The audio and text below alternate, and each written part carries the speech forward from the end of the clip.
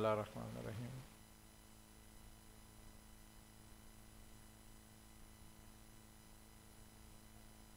तसव्वुफ और सुलूक जो है वो बेसिकली जो है वो दीन के कमाल का नाम है कि जब कोई शख्स अपने ईमान को, अपने दीन को, अपने अक़ीदे को कमाल तक ले जाए तो वो अहले तसव्वुफ से है। और तसव्वुफ की सुआद जो है वो है ही सिद्क़ और सफ़ा से। बुज़ुर्गों ने 10 मदारिज रखे हैं इसके, यानी कि लफ्ज़ तसव्वुफ जो है इसके 10 मदारिज हैं। 4 तागे हैं, 2 स्वाद के हैं और 2 वाव के हैं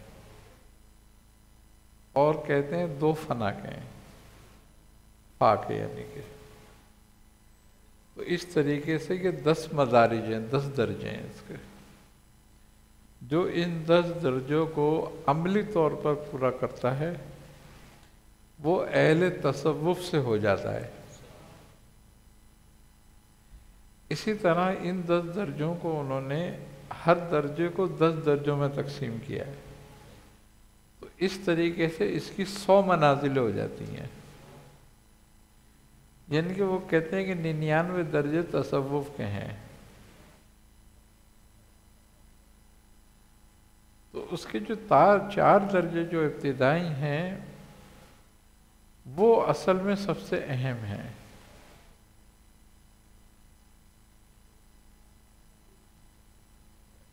और वो क्या हैं, जैसे कि पहले भी जिक्र हुआ कि वो तौबा है, तर्क है, तवक्कुल है और ताल्लुक है।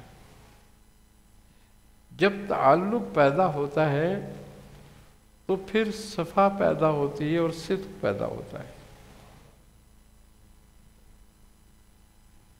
और इसीलिए कहा है कि सच्चों के साथ हो जाओ कि उनके साथ हो जाओ कि जो तज़किये पे पहुंचे हुए हैं।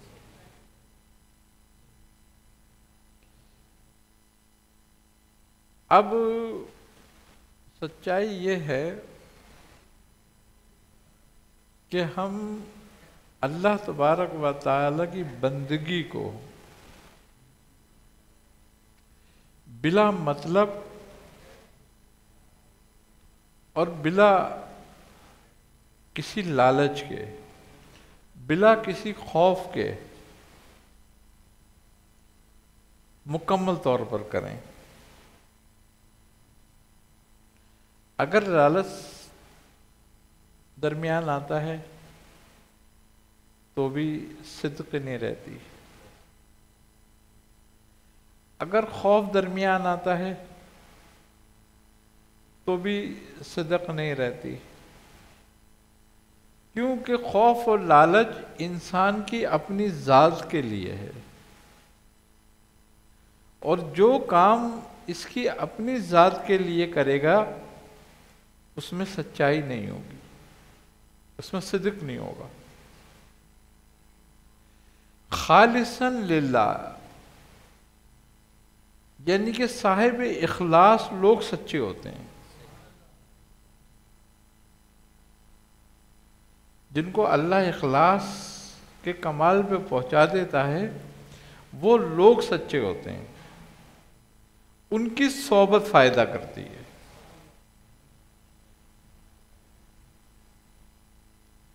अब इसको हासिल करने के लिए उन 4 दर्जों तक पहुंचना जरूरी है जो इब्तिदाई हैं।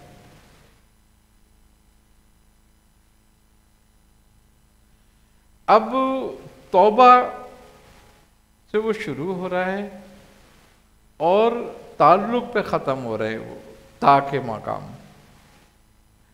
अब तौबा के जो मकाम है वो क्या है? आम आदमी की जो तौबा है वो गुनाहों का तर्क है, यानी कि जो कोई शख्स कदम रखता है सलूक में तो वो गुनाहों से तौबा करता है पहले।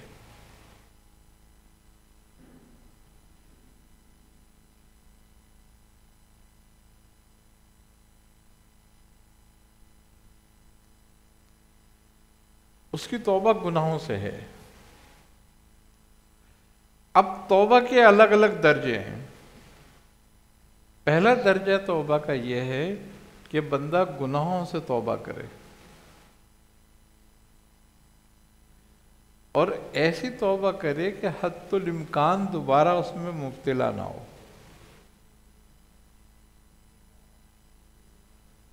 अब ये तो है एक आम आदमी की तौबा। अब जो सूफिया के नज़दीक तौबा है, उनके नज़दीक तौबा यह है कि गैर से तौबा करे।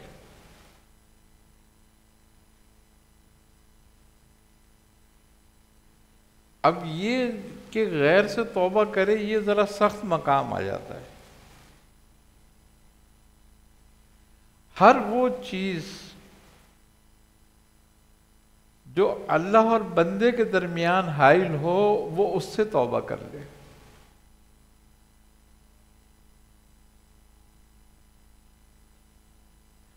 ये इतनी आसानी से पैदा नहीं होती बात। यही मरहला सबसे सख्त और मुश्किल होता है। जिसने इस मरहले को अबूर कर लिया वो अमली तौर पर तसव्वुफ में दाखिल होता है। फिर अब रह गई बात एक आम आदमी की तौबा, गुनाहों से तौबा। तो पहले ये समझे बंदा कि गोया गुनाह क्या चीज है।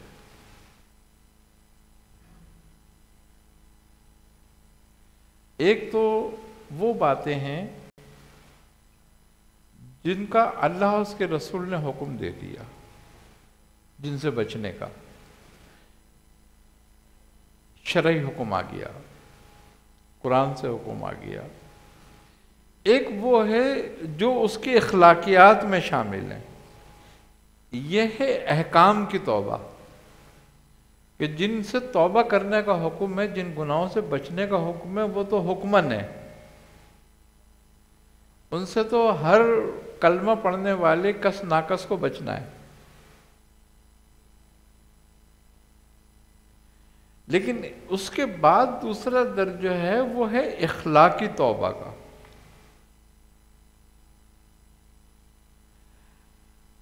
अब इखलाकी तौबा क्या है? वो हैं हमारे खसाइल रजीला। मिसाल के तौर पर आम जिंदगी में हम झूठ भी बोलते हैं, सच भी बोलते हैं, और झूठ हमारी जिंदगी में इस तरह शामिल हो जाता है कि हम उसको कबाहत नहीं समझते।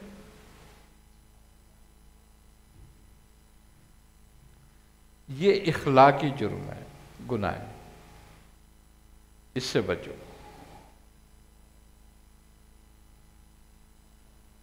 दूसरी बात यह है कि सच बोलने की आदत बंदा डाले, कोशिश करे कि उसको सच बोलने की आदत हो, मगर सच बोलने में भी उसको मोहतात रहने की जरूरत है।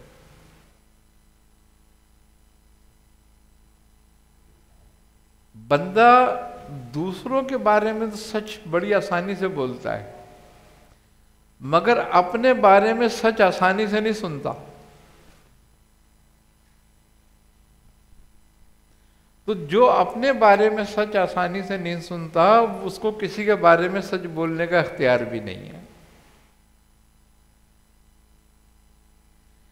यानी कि अगर मेरे सच बोलने से किसी के बारे में और फिसाद पैदा होने का ख़तरा है तो मुझे चाहिए कि मैं खामोश रहूं, अपनी ज़बान को बंद रखूं। लेकिन अगर कोई मेरे सही ऐब मुझे बताता है, मेरे बारे में सच बोलता है, तो मुझे उससे नाराज़ नहीं होना चाहिए।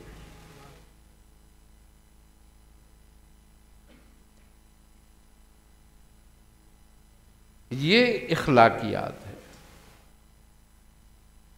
और जब तक तुम्हें हमें तनकीद बर्दाश्त नहीं, तो इसका मतलब है कि अपने बारे में हमें सच बर्दाश्त नहीं।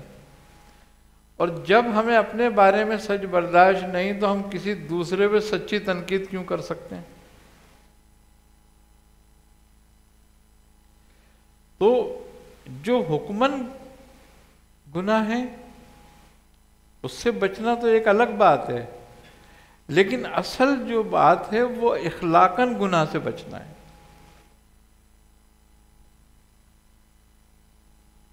इसी तरीके से हसद है।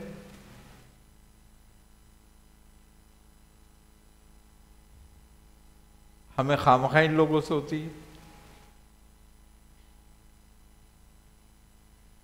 जबकि अगर देखा जाए तो आम लोगों के लिए ये एक मामूली सी बात है,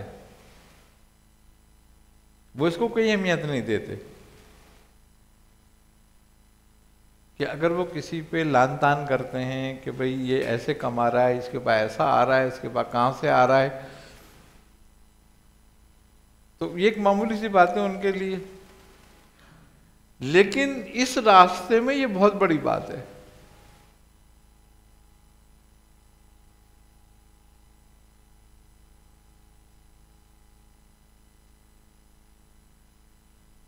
ये इखलाकन बहुत बड़ा गुनाह है। ये उसकी वजह ये है कि हासिद बहुत खतरनाक काम कर रहा होता है। यानी कि हासिद वो होता है जो अल्लाह तबारक व तआला की तकसीम से राजी नहीं होता।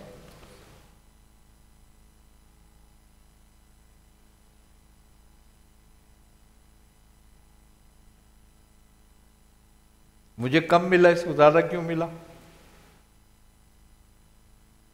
और ये जज्बा जब बढ़ जाए तो बंदा ये चाहता है कि जो दूसरे को मिला है मुझसे ज्यादा, इसका ये तल्फ हो जाए,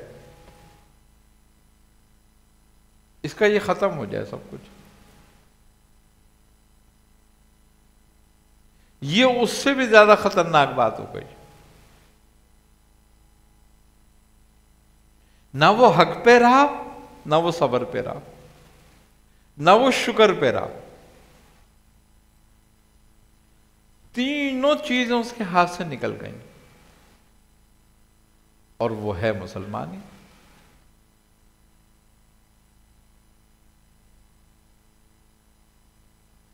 अब हसद मर्तबे का हो, हसद इल्म का हो, हसद मालो असबाब का हो, हसद औलादों का हो, जिस चीज का भी हसद है, ये कभी भी अगर मौजूद है तो वो आदमी तसव्वुफ में कदम रखने के काबिल नहीं है। ऐसा है कि अगर किसी शख्स के पैर कीचड़ से भरे हुए हों, वो मस्जिद में दाखिल हो सकता है? नहीं हो सकता। इसी तरीके से वो रास्ता तसव्वुफ पर कदम नहीं रख सकता।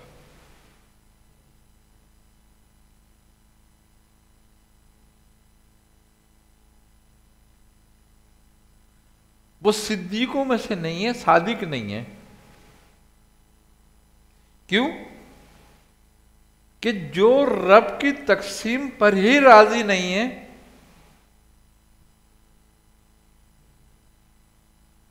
वो सच्चा कैसे हो सकता है?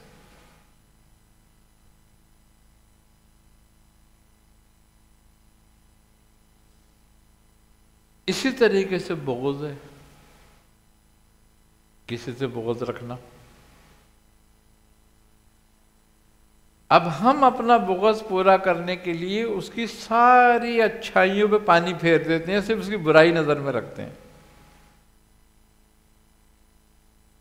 अगर उसकी 100 बुराइयां हैं, अच्छाइयां हैं और एक बुराई है, तो हम 100 अच्छाइयों को नजरअंदाज करके एक बुराई की तरफ तवज्जो रखेंगे अपनी।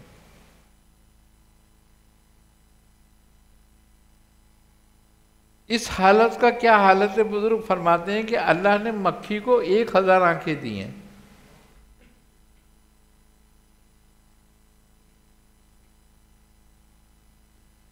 मगर खूबी की बात यह है कि वो 1000 आंखों के बावजूद सिर्फ बैठती गंद पर ही है।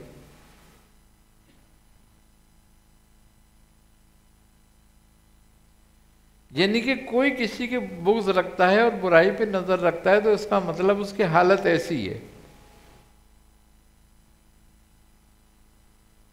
कि वो सारा अकल और शऊर होने के बावजूद, सारा इल्म होने के बावजूद गंदगी पे जाके नजर ठहर रही है उसकी। तो ये इखलाकी गुनाह है, ये भी बहुत।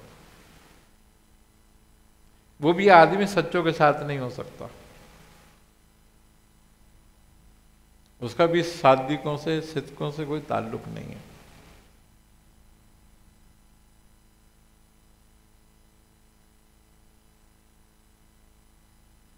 फिर हसद, बुग़्ज़, किसी से कीना रखना, ये भी एक बड़ी बुराई है।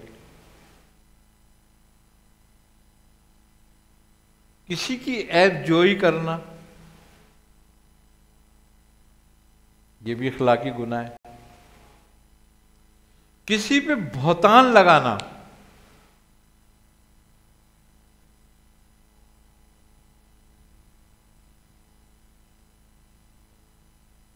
अहदीस में है कि अगर कोई शख्स किसी औरत पे बहतान लगाता है, यानी किसी बुढ़िया पर, और वो गुजरी हो मूसा के दौर में,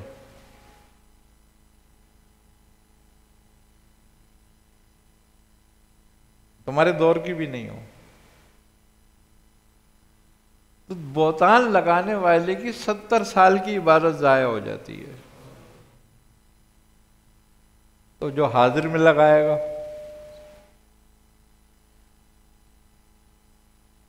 तो औरत हो या मर्द, दोस्त हो या दुश्मन, बहतान लगाना बहुत बड़ा गुनाह है।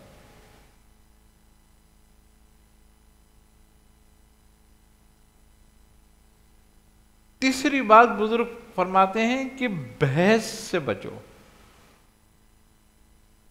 जिसको मुनाजरा कहते हैं आप, बहस मुबाहिसे से बचो। रूहानियत के रास्ते में बहस मुबाहिसा जहर है।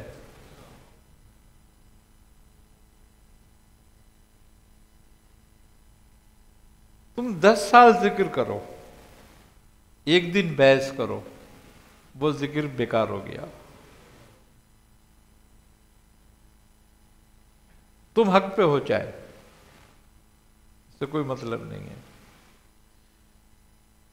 सूफिया हमेशा इससे बचते रहे। क्यों? कि वो कहते हैं कि बहस और मुबाहिसा जो है वो कल्ब पर सियाही लाता है। और तुम जिक्र क्यों करते हो? कल्ब को रोशन करने के लिए। तो तुमने कतरा कतरा जमा करा और फिर टोटी खोल दी।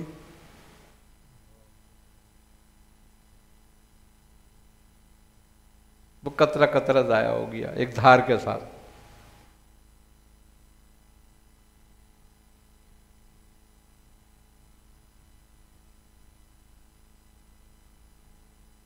सच्चाई तुमने किसी पे साबित करनी ही नहीं है।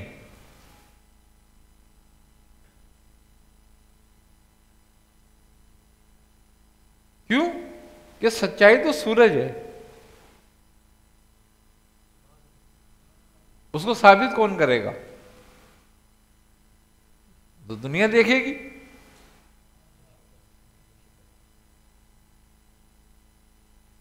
तो इससे बचना चाहिए,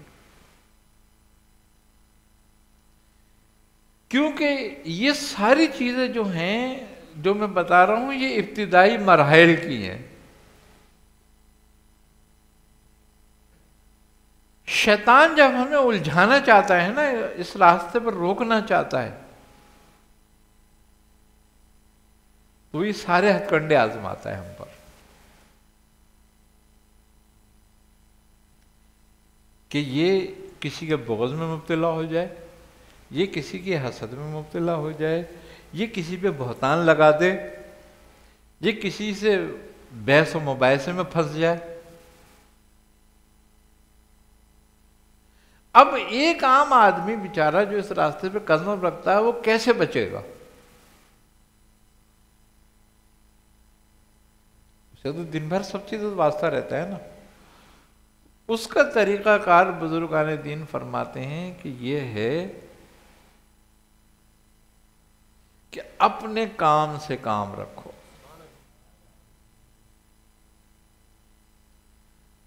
वो कहते हैं कि अगर तुम कोई कारोबार करते हो, कारोबार करो सच्चाई के साथ। हम बाजार जाते हैं, वो कहते हैं किसी से नहीं उलझो, कोई सलाम करता है जवाब दो, कोई जानने वाला मिलता है सलाम करो। सलाम की तुम्हें इजाजत है, खैर खैरियत की इजाजत है, इसके बाद इजाजत नहीं है फालतू बात करने की। हाल वाल करना है किसी का, उसका करो, अपना बताओ ना। उससे किसी का पूछो ना अपने किसी का बताओ, अगर वो पूछे तो। जितना मुख्तसर टाइम दोगे लोगों को, उतना बचोगे। और फिर जब ज्यादा लोगों के मामले में इन्वॉल्व नहीं होगे, तो अपने दुश्मन भी कम बनाओगे और दुश्मन भी कम बनोगे।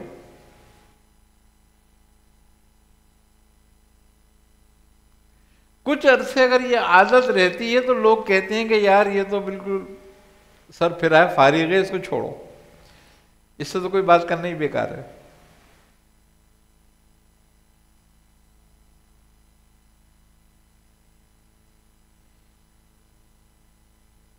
हजरत अबू बकर सिद्दीक रज़ी अल्लाह ताला अन्हु का एक वाक़या है कि आप और रसूल खुदा सल्लल्लाहु अलैहि वसल्लम कहीं तशरीफ ले जा रहे थे।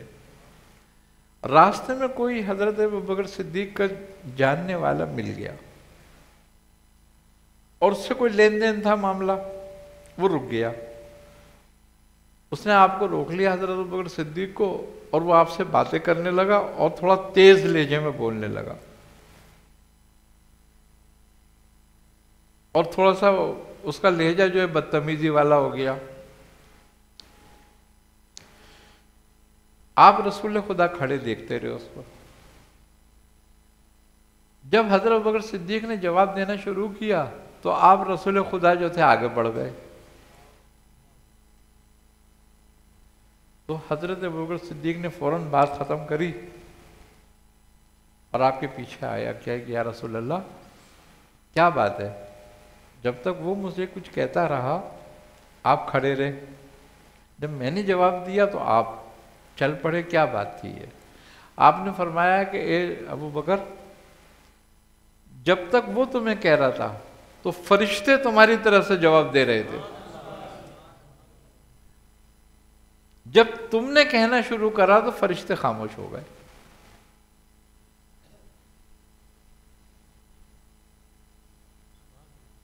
यह है मुबाहिसा।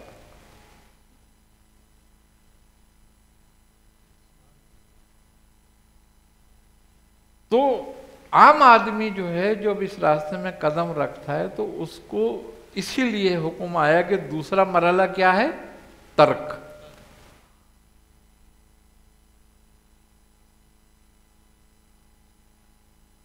तर्क गोश करना नहीं है, खाना पीने का तर्क नहीं है। तर्क बेमकसद और बेवजह ताल्लुकात का है। आपके अजीज अकावरीब हैं, रिश्तेदार हैं, बाल बच्चे हैं, उनसे एक ताल्लुक रहता है, लेकिन वो ताल्लुक उतना हो जितनी जरूरत है। जितनी मामलात में जितनी देर जिस इतनी बात पे वो ताल्लुक कायम रहे, उतना ताल्लुक रखो, बस उतनी बात करो, उतने मामलात रखो कि जितने में ताल्लुक बहाल रहे।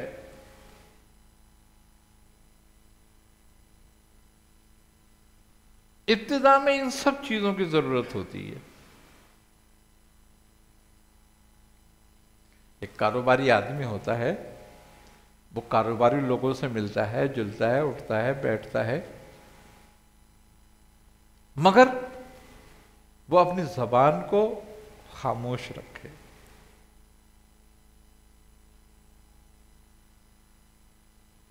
वो अपने मामलात में उतनी बात करे जितनी उसको जरूरत है। यानी कि सबसे पहली बात इस मामलात में ये होता है कि हमें बोलना सीखना होता है, कि हमने कब बोलना है, कितना बोलना है और कितनी देर बोलना है, बस।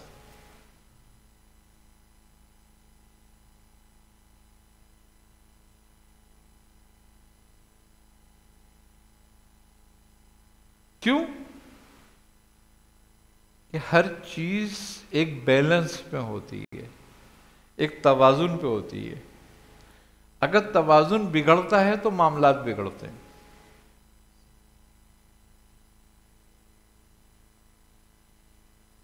तो हमें नपी तुली बात करनी है, ऐसी बात कि किसी की दिल आजारी भी नहीं है और हमारा काम भी पूरा हो गया। बुजुर्गों ने कारोबार भी किए हैं ना। हजरत इमाम आजम के पास लोगों की करीबन करीबन 1000 अमानतें थीं, यानी कि 1000 आदमी उनके साथ कारोबार करते थे, उनके इन्वेस्टर थे।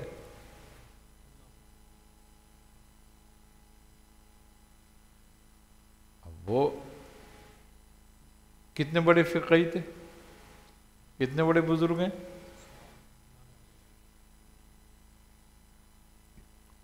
तो इसका मतलब है कारोबार करने को तो मना नहीं हुआ कहीं भी। मामला बिगड़ता है फालतू बातों से।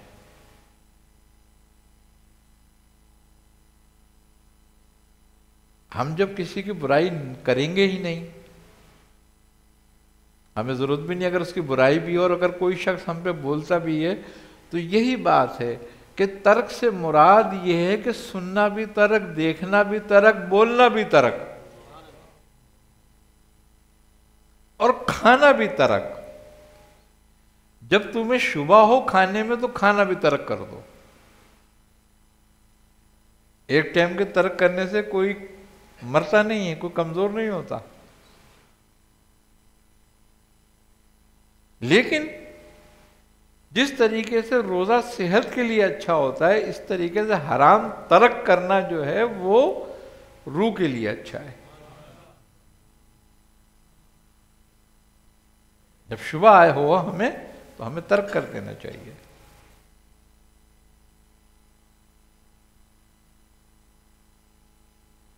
क्यों? कि हलाल लुकमा खुद नूर है, वो जिस्म में जाकर नूर बनता है, अताअत पैदा करता है।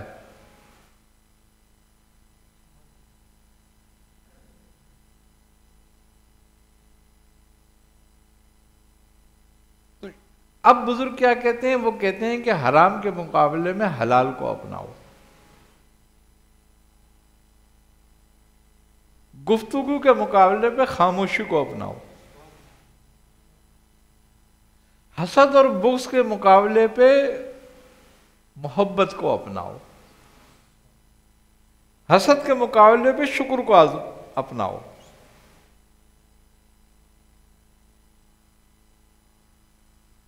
झूठ के मुकाबले पे सच को अपनाओ। तो ये क्या है? ये तसव्वुफ की इब्तिदा है। आदमी एकदम मोमिन नहीं बन जाता, एकदम वली नहीं बन जाता, एकदम सालिक नहीं बन जाता। ये जिंदगी के मरहले हैं।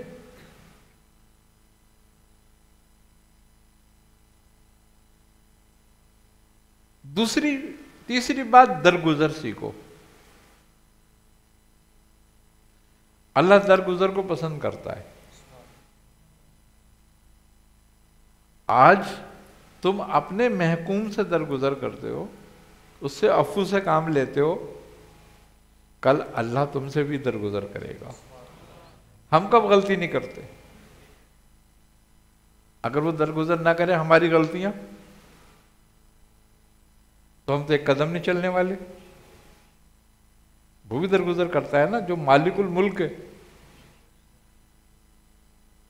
तो जब उससे मोहब्बत का इजहार करते हैं हम अल्लाह ताला से, तो फिर इस सिफत को भी अपनाएं जो उसकी अफू की सिफत है, दरगुजर करें, दरगुजर सीखें। अब बुजुर्ग कहते हैं कि गुस्से के मुकाबले पे दरगुजर को अपनाओ।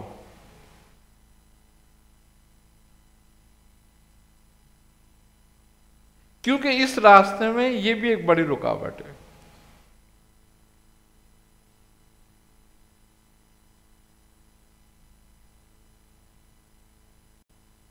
ये तर्क का ताल्लुक है, और जब तुम तर्क में आ जाते हो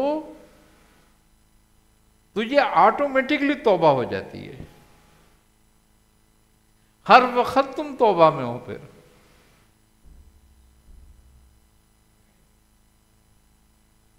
जो तर्क को अपनाता है वो हर वक्त ही तौबा में होता है। और अल्लाह तबारक व तआला को तौबा बहुत पसंद है तमाम अमाल में। इसी तरीके से वो कहते हैं कि जब हम तर्क पर आ जाते हैं और तर्क करने में कामयाब हो जाते हैं, मिसाल के तौर पर देखना, जिसका देखना ममनू है उसका तर्क जरूरी है, जिसका सुनना जायज नहीं है उसका तर्क जरूरी है,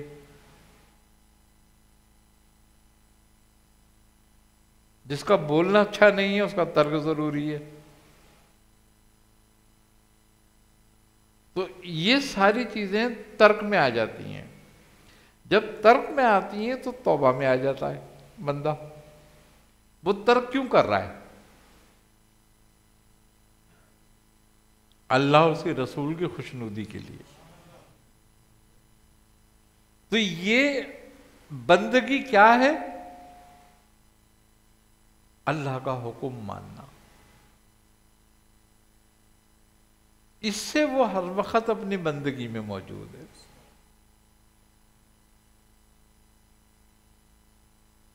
वो किसी शायर का शेर है, वो कहता है कि मैं वे तस्बीह ही तो सब हैं मगर इदराक कहां। तस्बीह से ज्यादा जिस चीज की जरूरत है पहले वो देख।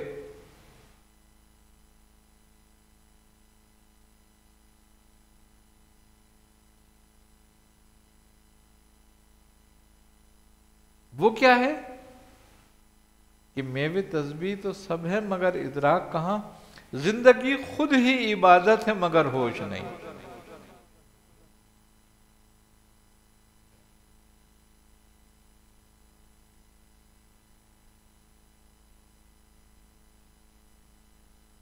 तीन मरहले हैं, अफ़ाली, सिफाती और फिर ज़ाती। तो ये जो इब्तिदाई मरहले हैं ये अफ़ाली हैं।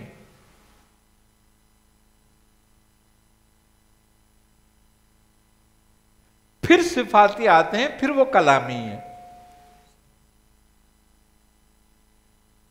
और फिर जब वो कलामी आते हैं तो फिर उससे जो कैफियत बनती हैं, जो तजल्ली होती हैं, फिर वो जाती होते हैं। तो जब तक हम पहले मरहले में जो अफ़ाली हैं उसमें ही कदम नहीं रखेंगे तो फिर आगे कैसे बढ़ जाएंगे।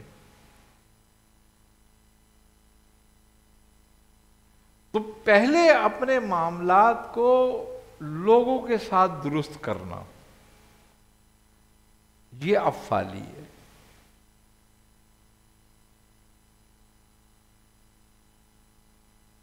देखो, इखलास, मोहब्बत तो लोगों से है ना, अल्लाह से कैसे है? जब तक मजाजी नहीं होता हकीकी कैसे हो जाएगा?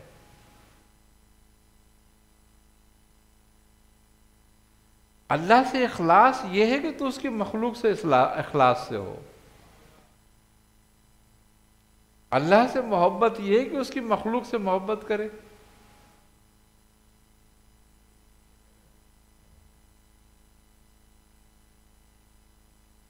कम ताल्लुक के साथ ज्यादा मोहब्बत।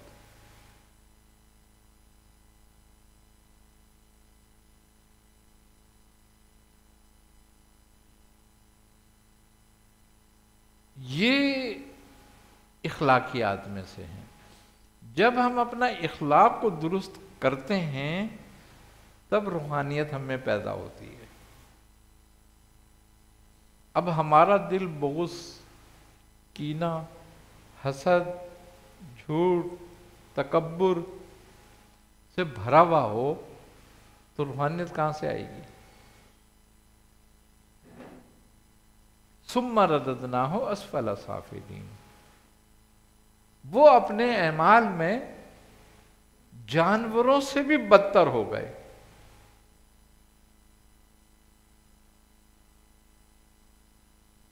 तो जानवरों से बदतर एमाल क्या है?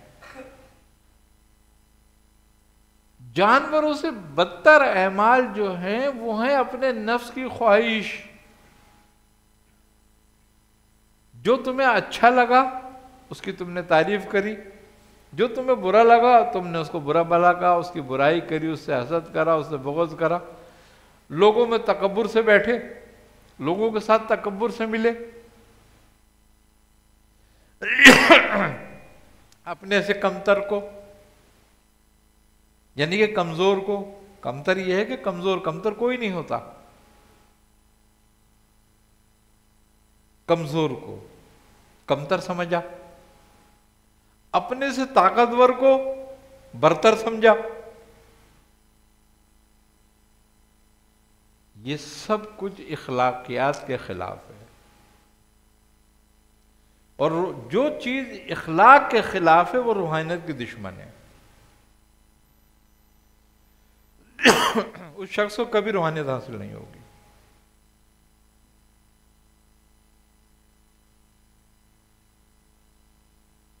जो अपने इखलाक की हिफाजत नहीं करता। अपने इखलाक की हिफाजत करना बहुत ज्यादा जरूरी होती है। और ये शुरू होता है सबसे पहले अपने घर से ही। हजरत मजहर जाने जाना एक बुजुर्ग थे और नक्शबंदिया सिलसिले के बुजुर्ग हैं आप। इनका दौर शाह वली अल्लाह का दौर है, जरा उनसे थोड़ा सा पहले हैं आप। तो हजरत शाह वली अल्लाह मोहतिज़ देहलवी रहमतुल्लाह अलैह फरमाते हैं कि मैंने सिलसिला नक्शबंद में मज़हर जाने जाना जैसा बुजुर्ग नहीं देखा है, जिसमें मुजद्दिद लसानी भी मौजूद हैं।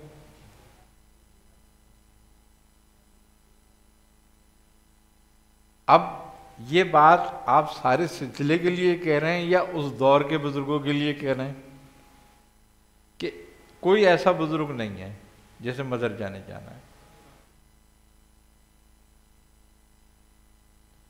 और हजरत मज़हर जाने जाना रहमतुल्लाह अलैह जो थे, इनकी जो ज़ौजा थी वो इंतहाई तल्ख औरत थी।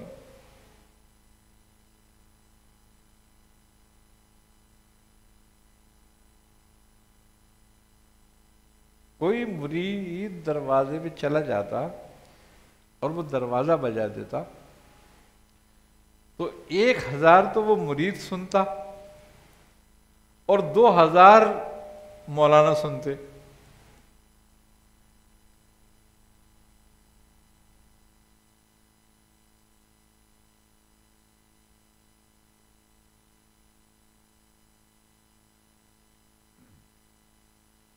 यानी कि जितनी उन्हें याद होती ना वो उतनी सुनाती जरूर। अब कोई भी उनके घर पे जाने नहीं डरता था।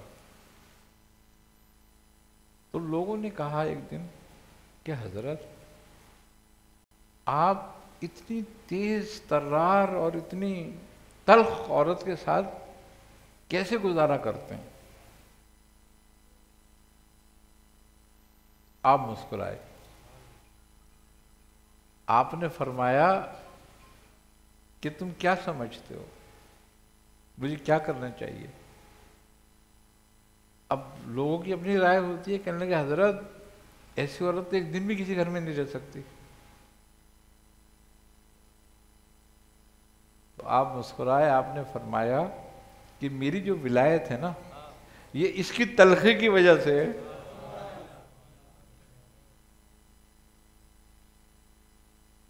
कि जो मैं इसकी तलखी पे सब्र करता हूं ना उस सब्र की वजह से है। ये मेरे नफ्स को काबू रखती है। यानी कि मलामत में रखती है मुझे।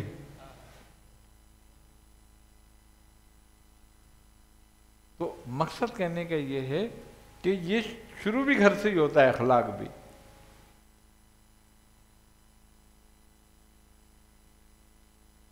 तो अब क्या बात है, अब मसला क्या है, ये किसी दुनियादार आदमी के लिए बात नहीं है, ये उसके लिए बात है जो कहता है कि मैं साहिब तसव्वुफ हूं या तसव्वुफ पे कदम रखूंगा।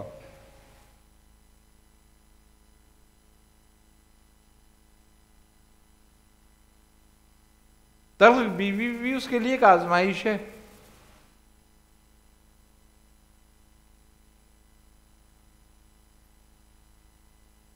ये एक मिसाल है, यानी कि लोगों की तलखी को इस तरीके से सह जाना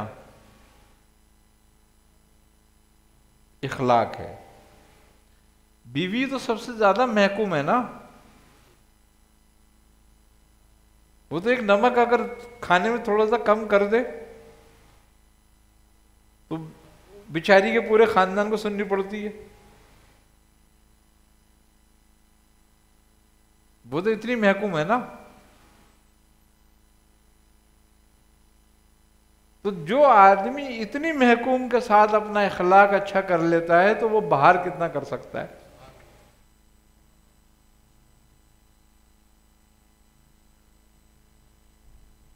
तो जब तक हम अफ़ाली जिक्र में नहीं आते, कलामी जिक्र में फायदा नहीं होगा। कि अपने इखलाक को दुरुस्त करना।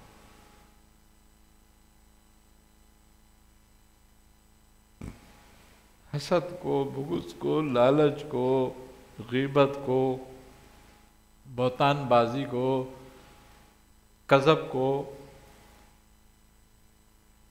अपनी जिंदगी से आहिस्ता आहिस्ता करके निकालना होता है। एक दिन में नहीं निकलते ये कभी भी, एक उम्र चाहिए होती है।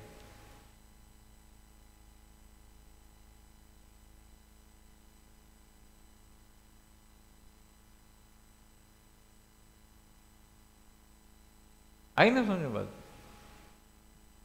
अब यही चीज जो है जिसको हम जिक्र अफ़ाली कहते हैं, असल में यही चीज मुजाहिदा है।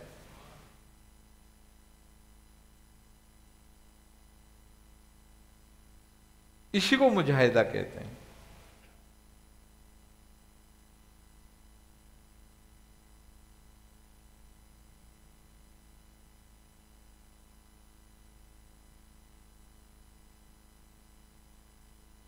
अब कोई हमें एक बात कहता है तो हमारा दिल चाहता है उसको 100 बातें सुनाएं, और फिर नफ्स भी उभारता है, कहता है सोनी तो 10 तो सुना दे इसको, तो ये तुझसे ताकतवर थोड़ी, तुझसे कमजोर है, सुना भी दे और एक हाथ भी लगा दे। आदमी करता है पूरा।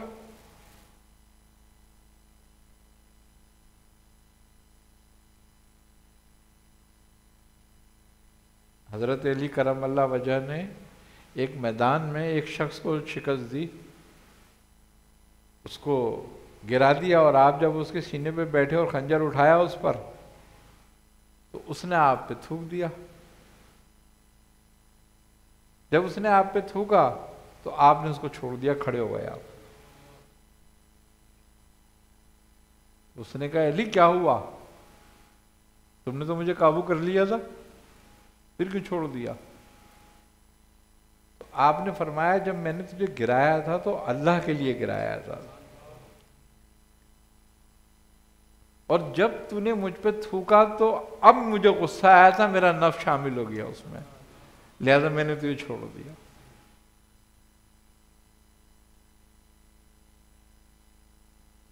इस इखलाक पर वो ईमान ले आया था।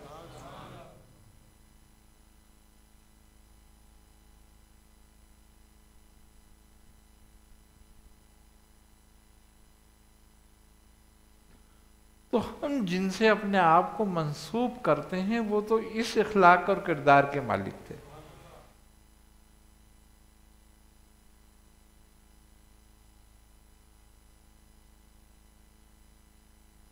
जब ये सिफात हम में आ जाएंगी और ये सिफात खसाइल रजीला हम में से निकल जाएंगी, फिर गोया हम सच्चों के साथ होने के काबिल होंगे।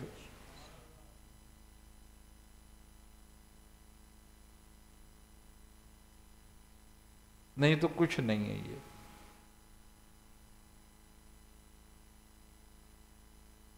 अब रह गई बात जिक्र करना, तस्बीह पढ़ना, तो ये इनफरादी फेल है, और इनफरादी फेल सबसे आसान काम है।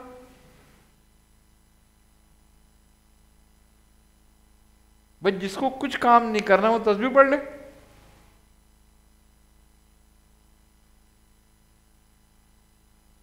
अब घर वाले पूछे तू काम नहीं कर रहा हो, क्या कहा मैं तस्बीह पढ़ रहा हूं।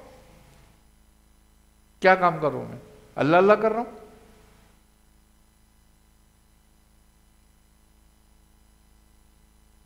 तो ये अल्लाह अल्लाह करना इस तरीके से नहीं है। असल में यही है कि तुमने अपनी जिम्मेदारी निभानी है पूरी पूरी। ये असल सलूक है कि इस अंदाज से, इस इखलाक के साथ तुम अपनी जिम्मेदारी निभाओ, और फिर जो तुम्हें टाइम दिया गया है वो कौन सा टाइम है? मैं अल्लाह कुरान करीम में बता रहा है ना, अपने नबी से कह रहा है ना कि एक कपड़े में लिपट के सोने वाले उठो।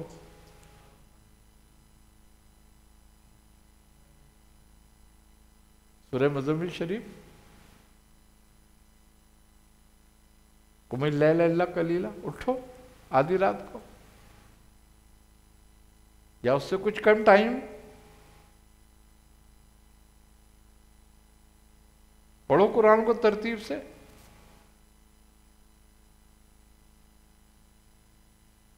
क्यों? कि रात का उठना जो है वो नफ्स को पामाल करता है। सबसे गिरा है नफ्स को उठना उस वक्त। कहता दिन में तो तुम्हें बहुत सारे काम है। इसका मतलब क्या हो गया? इन्ना लगा फिर नार सबन तवीला। आपको दिन में तो बहुत काम होते हैं, यानी कि जिम्मेदारियां हैं आपकी। ये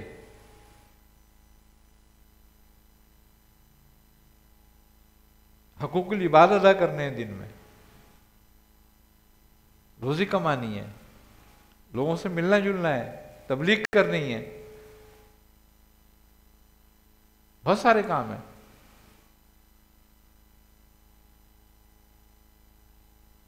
इसलिए हम आपको रात को उठा रहे हैं। सुलूक अंबिया का तरीका है, हमारी मर्जी नहीं। क्या हम अपनी मर्जी से करेंगे भाई रात को भी तस्बीह और दिन में भी तस्बीह? जो अल्लाह अपने सबसे महबूब बंदे के लिए पसंद कर रहा है जो बात, तो इसका मतलब है सबसे अफजल बात वो है।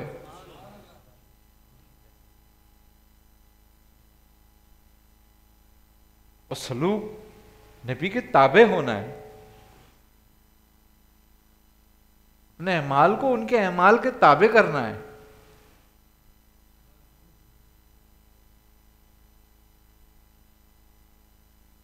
तो ये आयत जो है इन्ना लगा फिर नहारो सबन तवीला, ये हमें ये बता रही है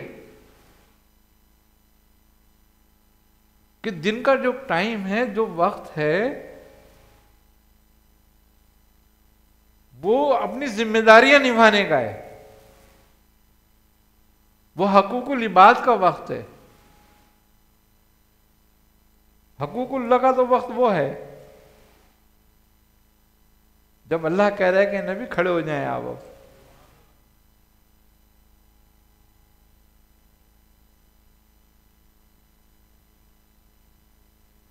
वो अफाली है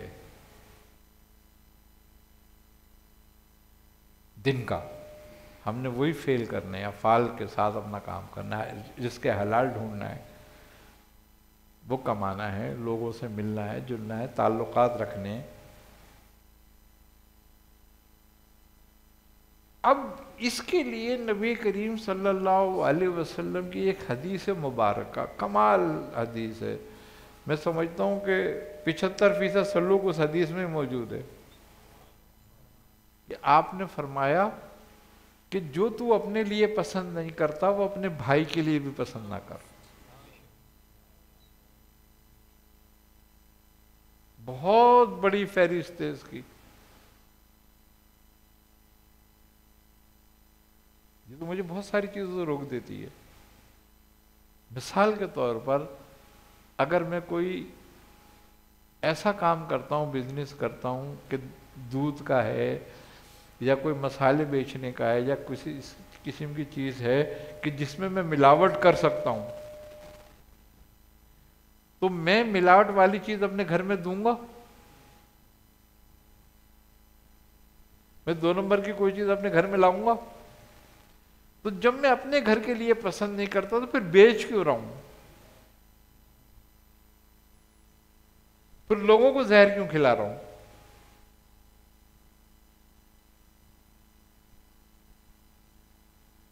ये तो एक छोटी सी बात है। इसके अलावा मैं नहीं चाहता कोई मुझ पर बहुतान लगाए, तो मैं क्यों लगा रहा हूं? मेरे साथ कोई आन के फराड ना करे, झूठ ना बोले, तो मैं क्यों कर रहा हूं?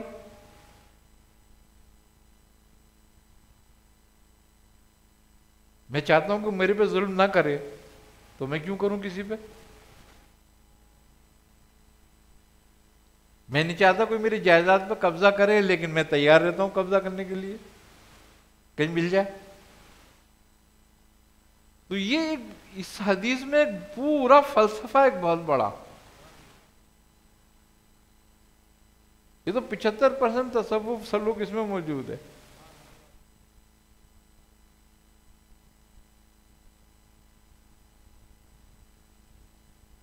तो जब तक है हम जो जिक्र अफ़ाली कहलाता है उसमें नहीं दाखिल होते, तो जिक्र कलामी हमें फायदा नहीं करता।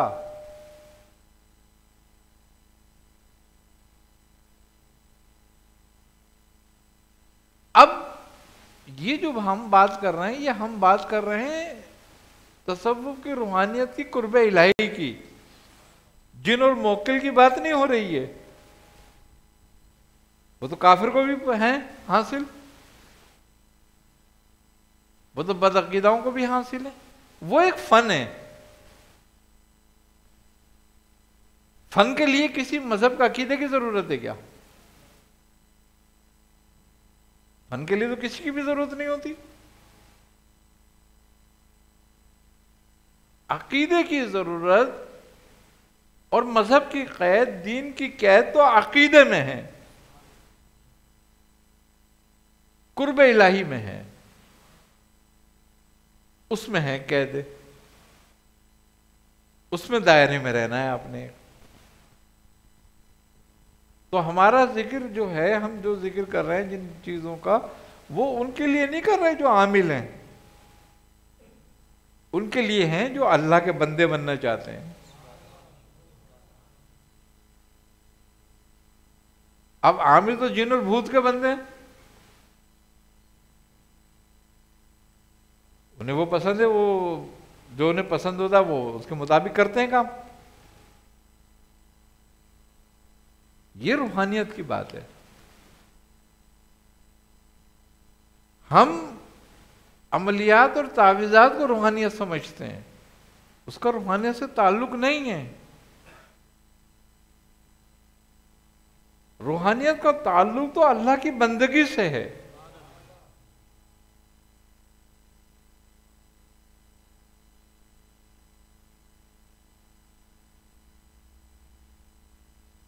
इंसान खलीफतुल फिल अर्द है, जमीन पे अल्लाह का खलीफा है, तो इसको अपने मालिक के उसूलों के मुताबिक, कानून के मुताबिक चलना पड़ेगा। और खूबी की बात यह है कि तमाम कायनात में अल्लाह ने जिसको खलीफा बनाया है, असल तो हुक्म उसका चलेगा,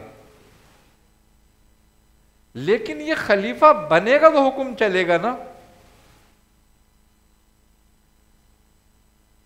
सारी चीजें, मौकिल है, जिन्नात हैं, जो भी कुछ है, वो तो खलीफा के ताबे हैं।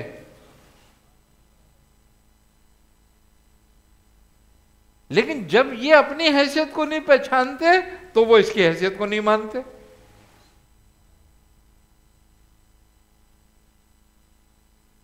भाई जिस मकाम में, मर्तबे में तुम हो, जब तक तुम अपनी हैसियत को नहीं पहचानोगे तो कोई क्यों मानेगा तुम्हें? फिर पहले तुम अपनी हैसियत को पहचानो कि तुम्हें किसके कवायद और जवाबित और अहकाम की पाबंदी करनी है, तुम उसकी करो। तो ये इस चीज के लिए है, ये सारी जो गुफ्तगू है कि हम अगर रूहानियत में कदम रखना चाहते हैं, तसव्वुफ में कदम रखना चाहते हैं, सुलूक में कदम रखना चाहते हैं, सूफिया के तरीके पे चलना चाहते हैं, इस सूफियों का गिरोह वो गिरोह है जो नाजी कहलाता है, कामयाब कहलाता है।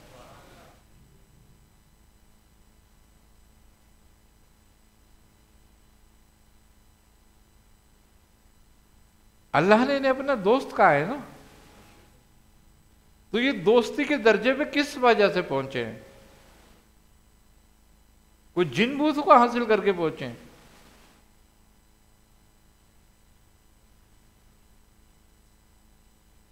दोस्ती के दर्जे पे पहुंचे हैं इखलाकियात के कमाल से। जब इखलाक का कमाल पैदा होता है ना, ऑटोमेटिक जिक्र आने लगता है अंदर, फिर जिक्र फायदा करता है। आज लोग कहते हैं कि हम तो इतना जिक्र करते हैं, कोई नतीजा नहीं निकलता, कुछ फायदा नहीं होता। भाई गंदे बर्तन में अगर दूध डालते रहो, कोई पिएगा उसको? कोई भी नहीं पिएगा। तो जब पिएगा नहीं तो उस दूध का फायदा किसी को भी नहीं होना। खुद मैं ही अपने पैसों से गंदे बर्तन में दूध लिया हूं तो मेरे घर वाले और मैं ही नहीं पीऊंगा, तो पैसे भी मेरे जाया और दूध भी जाया, सिर्फ एक बर्तन ना साफ करने की वजह से। तो पहले अपना बर्तन साफ करो।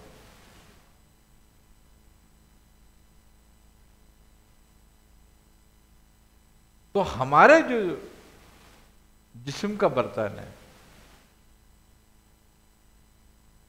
वो इखलाक अफ़ाली यानी कि इखलाकियात से साफ होगा।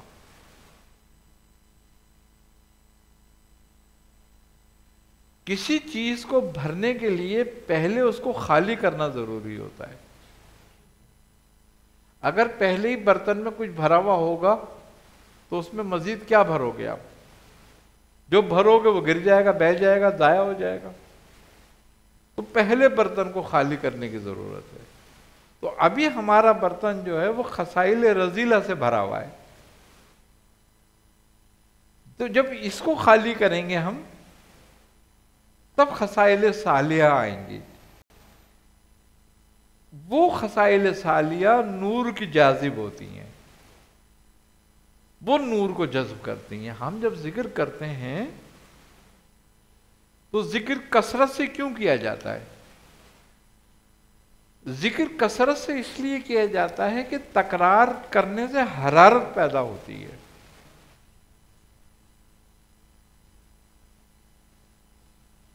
देखो, हथेलियों को रगड़ते हो तो गर्मी आती है जिस्म में,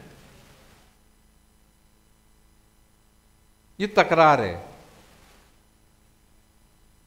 तो जब तकरार करने से जिस्म में हरारत आती है तो जब हम जिक्र करते हैं तो सांसों से तकरार होती है उसकी, और जब सांसों से तकरार होती है तो ये एक नूर पैदा करती है वो हरारत,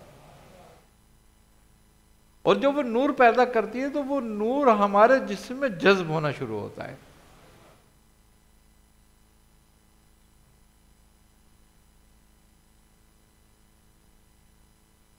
अब जब वो हमारे कल्ब को सैराब करता है तो फिर उससे रूह सैराब होती है। एक इस तरीके से कि एक टंकी होती है, जब वो भर जाए तो बाकी सब चीजों को भर सकती है। तो इसी तरीके से जब कल्ब नूरानी हो जाता है तो फिर वो रूह को, सिर को, खफी को, अकफा को, सारे मराकिज़ रूहानियत को सैराब करता है। जब सारे सैराब हो जाते हैं तो बदन अपने आप ऑटोमेटिक बल्ब की तरह जल पड़ता है, रोशन हो जाता है।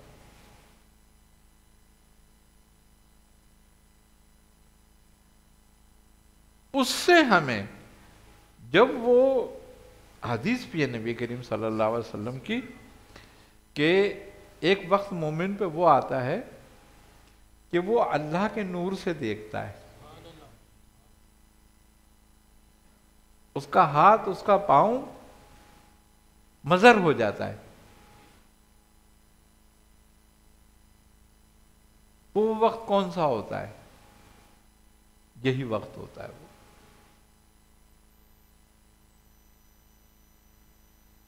अब तर्क का बड़ा इसमें अमल दखल है। देखो, अंबिया अलैहिस्सलातु वस्सलाम को अल्लाह ने नबी माबूस किया। नबी का काम ही खल्क में रहना है।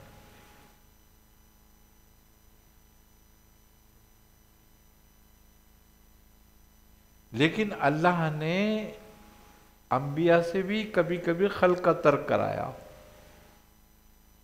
जैसे कि हजरत मूसा अलैहिस्सलाम गए चिल्ले पे,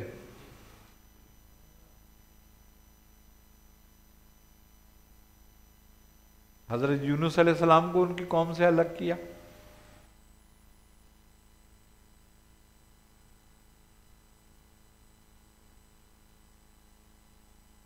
तो हजरत इब्राहिम अलैहिस्सलाम को आग में डलवाया, वहां उन्हें 40 दिन आग में रखा और खिल्त अता की। यहां मछली के पेट में हजरत यूनुस को 40 दिन रखा और वहां दुआ अता की। हजरत मूसा को 40 दिन के लिए कोई तूर पर रखा तो तौरेत अता की।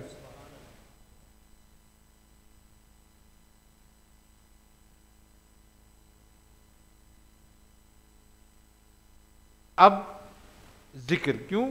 कि जिक्र में कानून जिक्र का ये सूरह मुज़म्मिल शरीफ है कि तुम अल्लाह का जिक्र ऐसे करो कि सबसे कट जाओ। तबतुल अलैहि तब्दीला करना।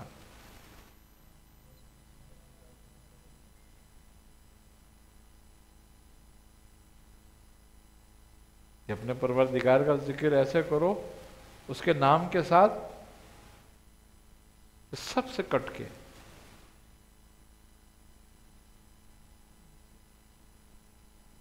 अंबिया को लेकर गया एक तरफ,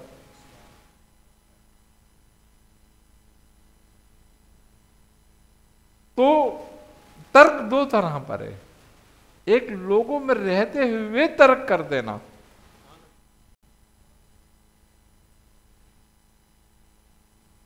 अब तीसरा जो तर्क है, ये तो दो तरह के तर्क थे, एक गुनाह का तर्क, एक अफाली तर्क, इस तरीके से। तीसरा तर्क जो है वो लोगों में रहते हुए, दुनिया में रहते हुए, बीवी बच्चों में रहते हुए उनमें ना हो।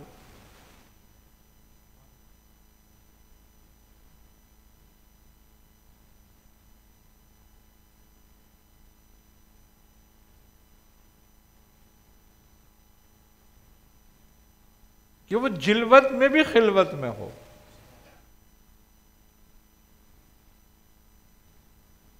एक आदमी होता है ना कि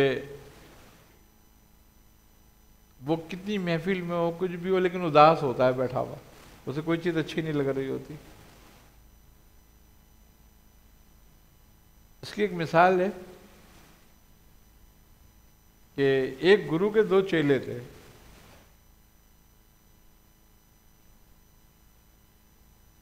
एक बादशाह था, एक फकीर था। तो गुरु जो था, उस्ताद, वो अपने बादशाह के जो चेला था उसकी बड़ी तारीफ करता था कि वो बड़ा होनहार है, बड़ी रियाजत वाला है, बड़ी ये वो है। अब चेले ने सोचा कि मैंने तो अपनी जिंदगी वक्फ कर रखी है जिक्र और अज़कार में, और वो तो बादशाह है, उसे तो सैकड़ों काम होते हैं, तो वो मुझसे आगे कैसे है। तो उसने एक दिन अपने गुरु से, उस्ताद से कहा कि उस्ताद तुम एक मुझे इजाजत दो, मैं उससे मिलकर आऊं, मैं देखूं मुझसे आगे कैसे। उसने कहा हाँ बेटा जा, मिल जाके तो जरूर। चला गया मिलने के लिए। अब वो बादशाह के पास पहुंचा, तो उसने देखा भाई गुरु भाई आया मेरा, उन्होंने बड़ी उसकी इज्जत करी, तख्त पे बिठाया अपने साथ, बड़ी खातिरदारी करी। अब वो सारे मामला देखता रहा। उसने बोला सुबह से शाम तो लोगों की शिकायतें सुनने में गुजर जाती है, लोगों के फैसले करने में गुजर जाती है, शाम को आन के एक आलिशान खाने होते हैं, फिर उम्रा वगैरह आ जाते हैं, वज़रा आ जाते हैं, उनसे मुलाकातें होती हैं, फिर जाके अपने ये सो जाता है। तो ये कब करता है जिक्र?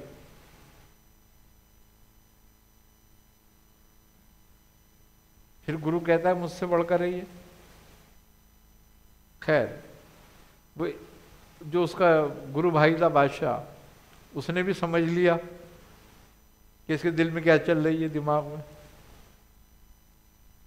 तो उसने अपने वजीर से दूसरे तीसरे दिन कहा कि ये बताओ कि हमारी जो सल्तनत में एक मेला लगता है वो कब लगेगा? उसने कहा बादशाह लगा हुआ है वो तो। कहने लगे यार वो हम अपने वो गुरु भाई से कहने लगे कि बहुत अच्छा मेला लगता है वो, तुम जाके देखो, उसमें घूम फिर के आओ। उसने बोला भाई एक हाथी तैयार करो, मेरा भाई जो है वो मेला देखेगा जाके। ये यहाँ लोगों से मिल मिल के परेशान हो गया होगा, इसको घुमा के लाओ। अच्छा, अब वो हाथी तैयार कराया, हाथी पे बिठा दिया उसको कि बैठ जा हाथी पे भाई। अब जब वो हाथी पे बैठ गया तो एक दूध का प्याला उसके हाथ में दे दिया कि ये पकड़ लो। उसने बोले ये काहे के लिए? उसने कहा पकड़ो इसको तुम। ले लिया प्याला दूध का। अब उसने 2 सिपाही उसके साथ कर दिए कि जाओ साथ में जाओ। 2 सिपाही चले गए। जब वो हाथी पे बैठ गए सिपाही भी, तो उन्होंने कहा देखो अगर ये दूध छलक जाए इस प्याले का तो इसका सर काट देना, ये मैं हुक्म दे रहा हूं, और इसको मेला दिखाओ जाके। अब वो चला गया, सारा सुबह से शाम तक वो मेले में घूमता रहा। जब शाम को वापस आया तो उसने सिपाहियों से पूछा कि दूध तो नहीं छलका? उन्होंने कहा बादशाह अगर दूध छलक जाता तो इसका सर इस पे धड़ पे होता क्या? आपने तो हुक्म दे दिया था हमें। उसने कहा ठीक है। उसने दूध का प्याला वापस ले लिया, उतार के आया, अपने उसको ले गया दस्तरखान पे, खाना खिलाया, और उससे दस्तरखान में पूछने लगा, कहने का बताओ मेला कैसा था, देखा तुमने? अरे कहने कम बखत चुप हो जा, मेला देखा मैंने, खाक मेला देखा, मेरी नजर तो सारी दूध पे थी कि ये ना छलक जाए कहीं, मेरे को तो जान के लाले पड़े हुए थे। तूने जो 2 मेरे पार मौत के फरिश्ते मेरे साथ सवार कर दिए थे, तो हर वक्त तो मेरी नजर तो पूरे मेले में दूध पे रही, मैंने मेला कहां देखा? का जान का खतरा था ना? कहने लगे हाँ और क्या? तो उसने कहा यही हाल मेरा है, मेरी नजर इसी तरह दूध के प्याले पे, बाकी मुझे नहीं पता मैं क्या कर रहा हूं।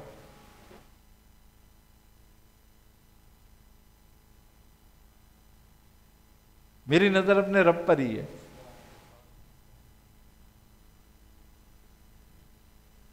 ये एक तर्क है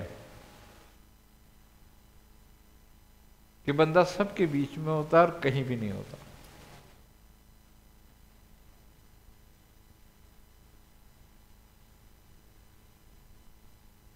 वो किसी ने कहा है ना कि 100 बार चमन महका है, 100 बार बाहर आई, दुनिया की वही रौनक है, दिल की वही तन्हाई। दुनिया में कितनी रौनक है, लेकिन दिल तन्हा ही रहेगा।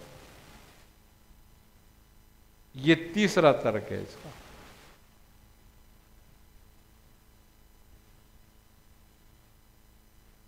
और जब ये तर्क हासिल होता है ना, इसके बाद जिक्र का नंबर आता है।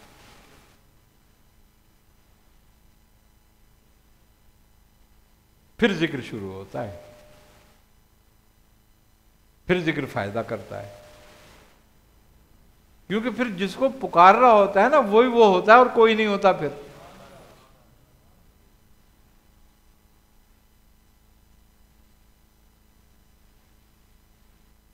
फिर क्या पुकारेगा?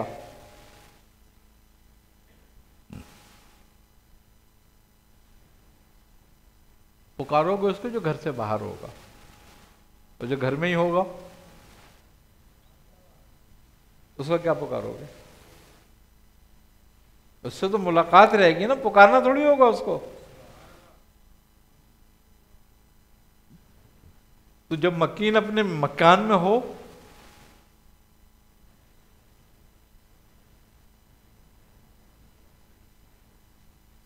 असल जिक्र ये होता है, फिर उसका फायदा होता है। वरना तो पुकारते हो तो सारी उम्र पुकारते हो, क्या नतीजा? सवाब ही सवाब है, बस अल्फाज के सवाब है, इबादत का सवाब है, वो तुम्हें मिलता रहेगा। जो मकसद है वो नहीं है, सवाब है, मकसद नहीं है।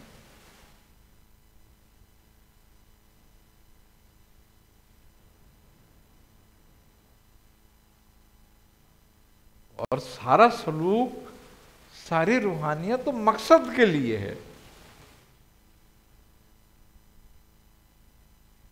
बाकी तो जिंदगी मतलब पे गुजार रहे हो।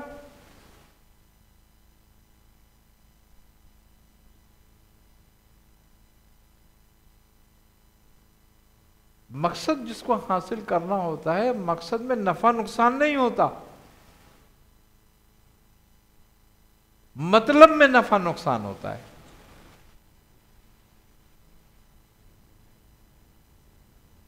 जब जिंदगी मतलब पे गुजारता है बंदा तो नफे नुकसान में पड़ा रहता है, क्या नफे वाली चीज है, क्या नुकसान वाली चीज है, क्या करूं क्या नहीं करूं।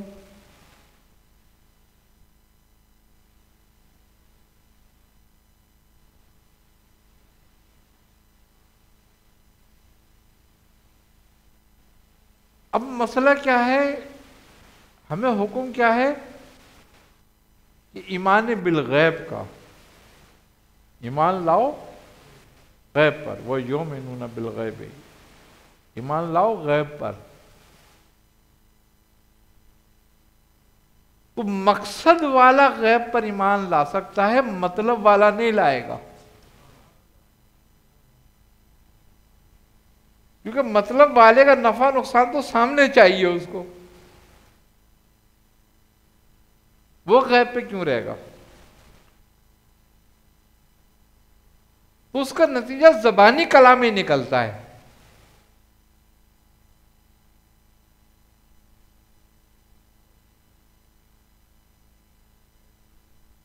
असल गैब पर ईमान लाने वाले तो वो लोग हैं जो मकसद पर हैं। मकसद आखिरत है तो आखिरत कहां पर है, सामने तो नहीं है। मकसद रब ताला की जात है तो वो कहां है, सामने तो नहीं है। लेकिन अहले मतलब तो मतलब सामने रखते हैं कि मतलब ये है।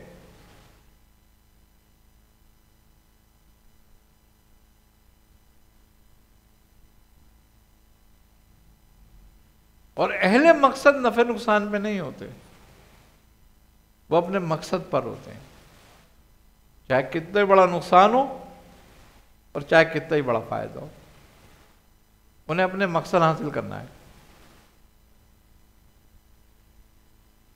और अहले मतलब जो होते हैं वो नुकसान से डरते हैं, उन्हें तो फायदे चाहिए बस, खाली नुकसान क्यों करेंगे वो अपना। और इखलाक पर पहुंचना नुकसान ही नुकसान है मतलब वाले के लिए, मकसद वाले के लिए फायदा है। वो फायदे का सौदा कर रहा है, क्यों कि उसका इखलाक उसको उसके मकसद के करीब कर रहा है। और मतलब वाले को मतलब से दूर कर रहा है, तो वो इसलिए कभी इखलाक को नहीं अपनाएगा।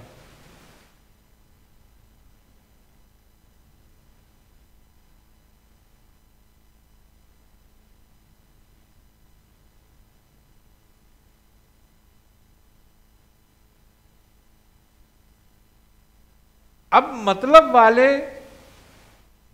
अहले अकल हैं,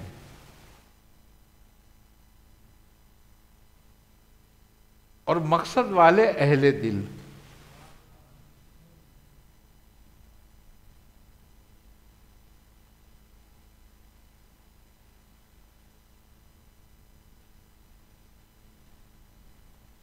इसीलिए बुजुर्ग कहते हैं कि इल्म से तीन चीजें हासिल होती हैं।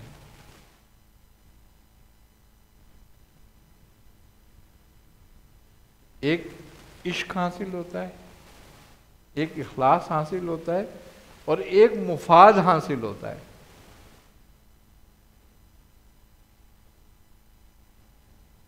अब ये एक ही चीज के तीन नतीजे क्यों होते हैं अलग अलग।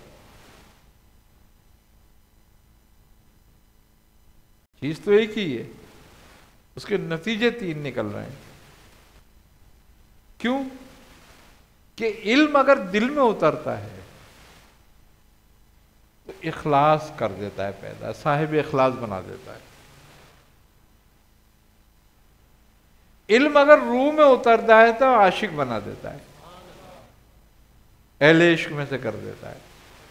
और इल्म अगर सर पे सवार हो जाए तो अहले मुफाद कर देता है। तो ये 90% दिमागों पे चढ़ता है, 1% दिल में उतरता है।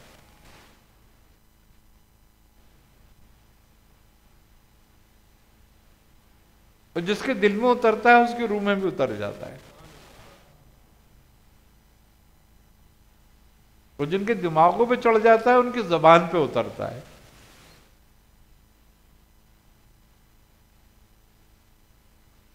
फिर वो बदज़बान हो जाते हैं, बेलगाम हो जाते हैं, बेअदब हो जाते हैं, मुतकब्बिर हो जाते हैं, हासिद हो जाते हैं, बुग़्ज़ पैदा हो जाता है, तमाए शोहरत हो जाती है, तमाए दौलत हो जाती है,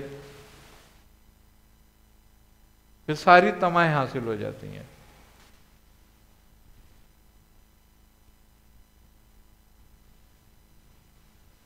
जिसका नतीजा वही है, सुम्मा रददनाहु अस्फल साफिलीन।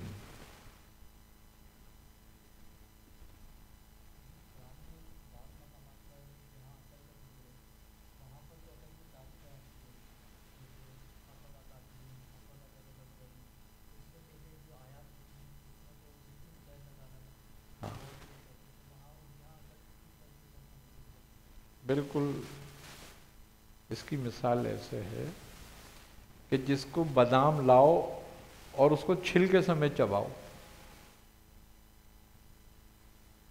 क्या नतीजा निकलेगा? या तो दांत गए या जुबान गई।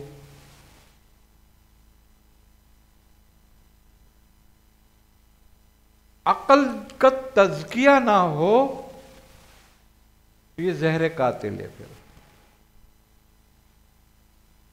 अकल का तज़किया करना जरूरी होता है। अकल का तज़किया इखलाक के बगैर नहीं होता। जब दुनिया की मोहब्बत तर्क की जाती है तब अकल का तज़किया होता है। हर चीज का एक तदब्बुर है, उसको मुदब्बिर करना पड़ता है। अकल सबसे ज्यादा फिसाद डाल सकती है और अकल ही पहचान कराती है।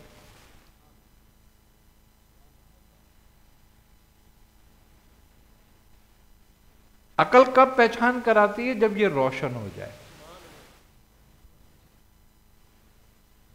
और रोशन जब होती है जब ये नफ्स के पंजे से निकलती है। और अगर ये नफ्स के पंजे में फंसी हुई हो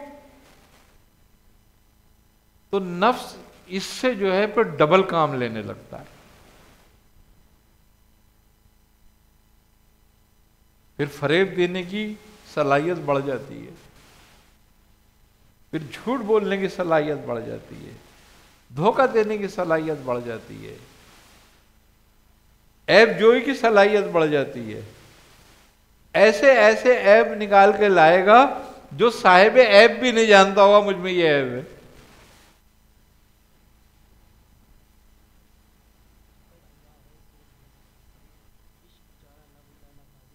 ना कि इसको जब तक बुजुर्ग कहते हैं कि इल्म तस्फिये के बगैर और नफ्स तज़किये के बगैर फिसाद है। इससे बड़ा फिसाद कोई नहीं डालता। फिर आज जो गुमराह फिरके हैं आए हुए, इल्हाद फैला हुआ है, वो किसने फैलाया है? इल्म और अक्ल। क्यों? कि ना अकल ताबे है किसी के और ना इल्म ताबे है किसी के। इल्म और अकल ताबे हैं उनके नफ्स के।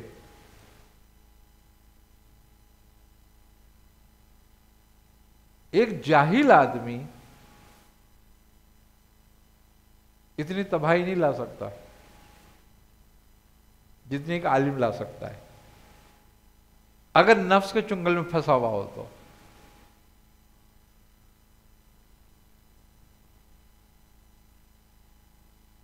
और इल्म अकल को तक़वियत देता है, जिक्र अकल को रोशन करता है। सरकार आलम सल्लल्लाहु अलैहि वसल्लम फरमाते हैं कि मोमिन की फरासत से डरो। कि वो अल्लाह के नूर से देखता है। तो जब अकल रोशन होती है तो साहिब फरासत हो जाती है। तो उस अकल का जिक्र है।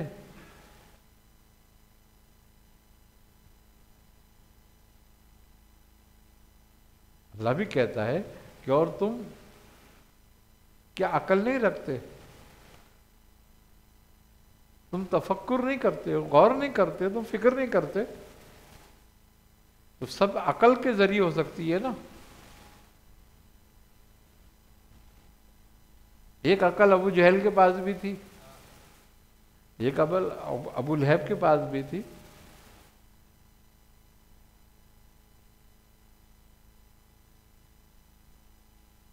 मगर जुल्मत में फंसी हुई थी,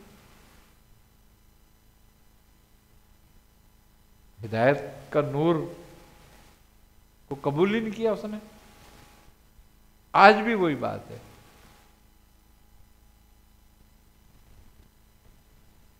एक शख्स नहीं होते, एक फलसफा होता है, एक नजरिया होता है। यजीद मर गया, 1300 साल गुजर गए, 1350 साल गुजर गए। यजीद मर गया? नहीं मरा।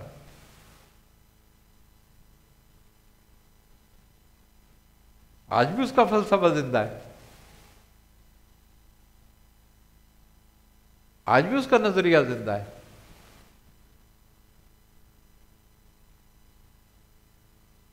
आज भी हुसैनी फलसफा मौजूद है, आज भी हुसैनी नजरिया मौजूद है, और आज भी दोनों की लड़ाई मौजूद है। जंग खत्म नहीं हुई। वो लोग नहीं मरते, लोग मर जाएं, नजरिए नहीं मरते। एक बार जो नजरिया दे गया, हक और बातिल का नजरिया मौजूद है, मौजूद रहेगा, कयामत तक रहेगा। कभी कोई गालिब, कभी कोई गालिब। तो इसका मतलब क्या हो गया कि अगर हम गालिब रहे, बातिल गालिब आ जाए, तो क्या बातिल के साथ खड़े हो जाना चाहिए, या बातिल को अच्छा जानना चाहिए कि भाई बातिल गालिब है, ये इसका मतलब है ये अगर गालिब है तो ये हक है? ऐसा कुछ भी नहीं है। कमाल बात यह है कि हक हमेशा थोड़े लोगों में रहेगा।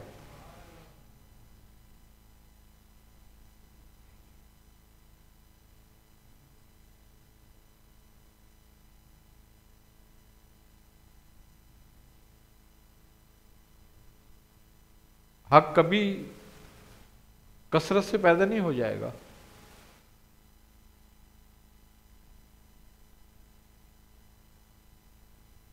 अल्लाह ताला कह रहा है लक़द हक़्क़ल क़ौलु अला अक्सरिहिम फ़हुम ला युमिनून।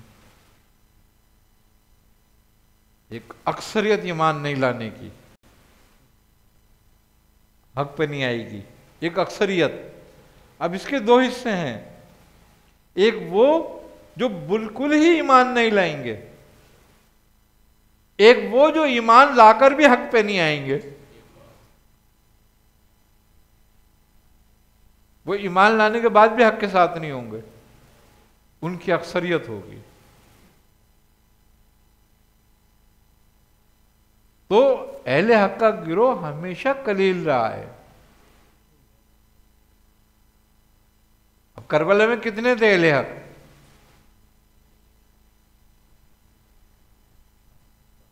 72। और उनके मुकाबले में कितने थे? तो इसका मतलब क्या हुआ? कसरत किसकी थी? कसरत बातिल की रही, मगर फतह हक की थी। क्यों? कि अल्लाह अहले हक को हमेशा गालिब रखेगा, हक हमेशा गालिब रहेगा। बज़ाहिर तो यजीद ने फतह कर ली थी ना, मकसद हासिल कर लिया था।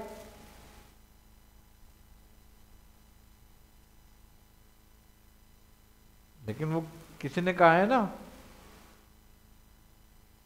कि कत्ले हुसैन असल में मर्गे यजीद है। अगर वो हजरत इमाम हुसैन आली मकाम को शहीद ना करता तो शायद उसका नाम जिंदा रहता, अतात कर लेता, कबूल कर लेता हक को, तो अहले हक से हो जाता। लेकिन हक को कबूल न करना दो ही बातें हैं, अकल और ताकत।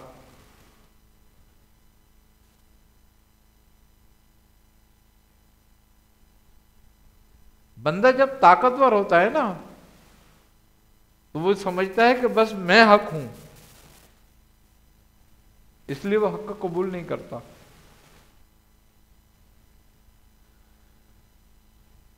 यही इंसान की जिंदगी है। इंसान जब ताकतवर होता है ना, पैसे से, माल से, इल्म से, शोहरत से, दौलत से, जिस्मानी कुव्वत से, वो कबूल करता है हक को, वो अतात में नहीं आता। कौन आता है? जब कमजोर हो जाता है।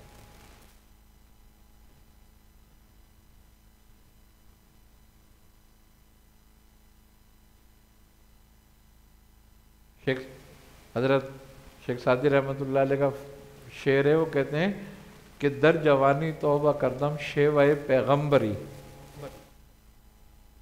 कि जवानी की जो तौबा है वो पैगंबरों का शेवा है, तरीका है। दर जवानी तौबा करदम शेवाए पैगंबरी और गुर्ग जालिम मशूद परहेजगारम बवक्त पीरी, यानी कि बुढ़ापे में तो भेड़िया भी परहेजगार हो जाता है। गुनाह की ताकत न रखना भी गुनाह से बचने का एक तरीका हो जाता है। गुनाह से बचना तो गुनाह की ताकत रखते हुए है, वो अतात है। गुनाह की ताकत ही ना हो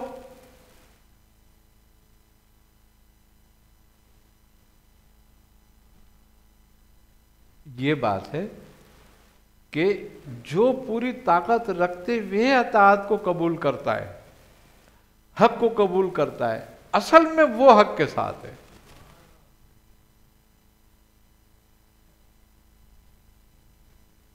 तो ये तमाम अखलाकियात का जो ताल्लुक है वो ताल्लुक ही रूहानियत और तसव्वुफ से है।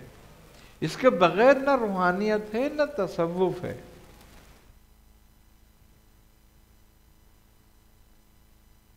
सबसे ज्यादा जोर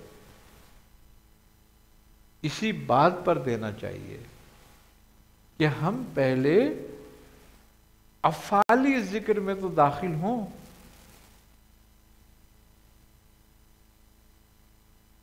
जब हम इखलाकियात को हासिल कर लेते हैं आपकी नमाज की भी तब्दीली हो जाएगी, एक अलग सरूर पैदा हो जाएगा उस नमाज में, ऑटोमेटिक हजूरी पैदा हो जाती है, रोजे का भी मकसद पूरा होगा।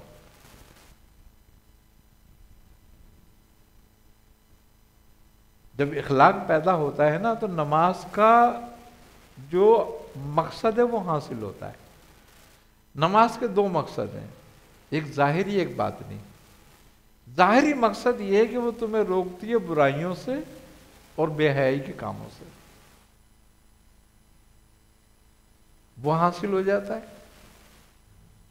दूसरा मकसद ये है कि नमाज महराज मोमिन की, यानी कि उसको हुजूरी हासिल हो जाती है, वो मकसद हासिल हो जाता है।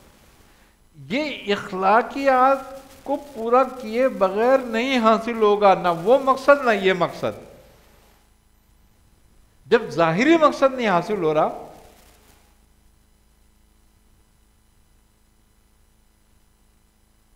इसी तरह रोजे का दो मकसद है। एक मकसद जाहिरी है और अल्लाह तबारक व तआला फरमाता है कि जो तुम्हें रोजे रखवाए जाते हैं ये इसलिए हैं ताकि तुम में तकवा पैदा हो। बताओ, सारी उम्र गुजर गई रोजा रखते हुए, कोई तकवा पैदा हुआ? पैदा ही नहीं हुआ, क्योंकि समझते ही नहीं तकवा क्या चीज होती है, तो पैदा कैसे होगा वो? रोजे रख लिए पर ठीक है, सवाब हो गया उसका जो भी कुछ होना है, लेकिन मकसद हासिल नहीं हुआ।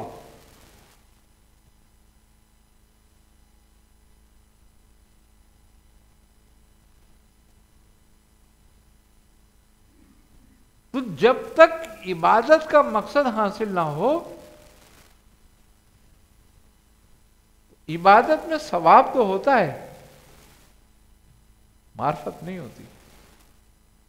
सवाब मिल जाता है, खुदा नहीं मिलता।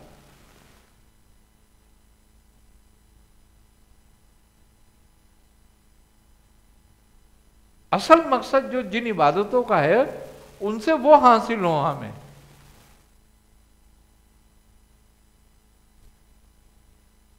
बंदगी का सबसे बड़ा मर्तबा ही तकवा है।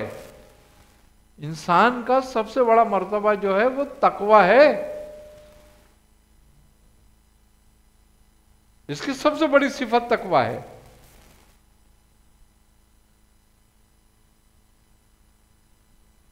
और वो किससे हासिल हो रहा है? रोजे से। रोजा क्या है? तर्क करना।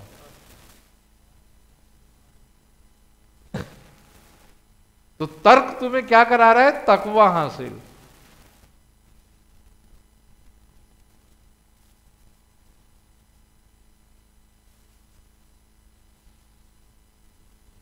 उसमें तुम हराम चीजें तर्क नहीं करते, उसमें तुम हलाल चीजें तर्क करते हो।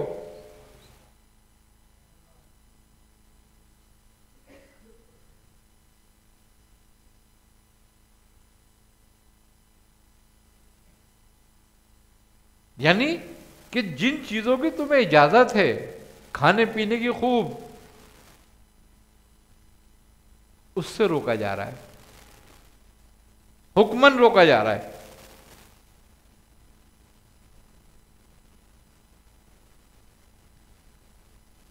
तो जायज चीजों से, हलाल चीजों से रोका जा रहा है ना। तो उस तर्क का नतीजा क्या निकल रहा है? तकवा। पूरा सलूक रोजा ही है।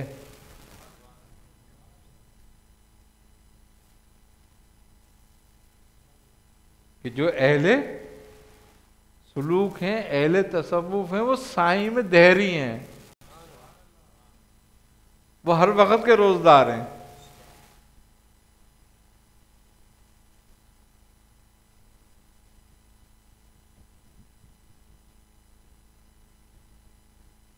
रोजे में गुनाह से बचा जाता है? नहीं बचा जाता। नमाज रोकती है गुनाहों से।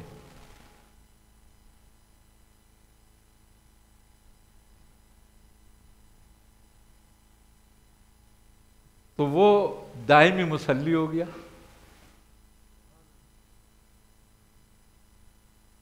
दायमी नमाजी हो गया। क्यों? कि नमाज का नतीजा हासिल हो गया उसको।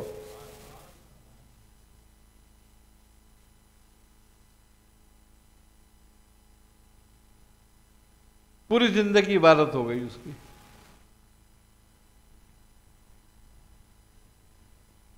हर वक्त वो नमाज में, हर वक्त वो जिक्र में, बस हर वक्त वो ताइब है, तवाबीन में से।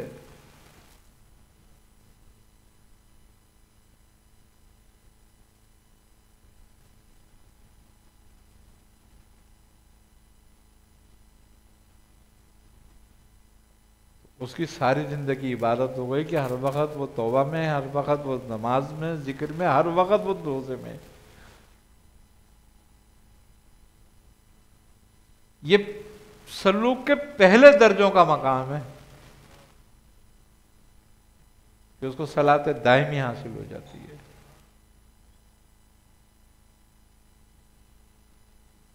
उसको वो हालत हासिल हो जाती है कि जो दम गाफिल सो दम काफिर, कि उसका कोई दम गाफिल नहीं होता फिर।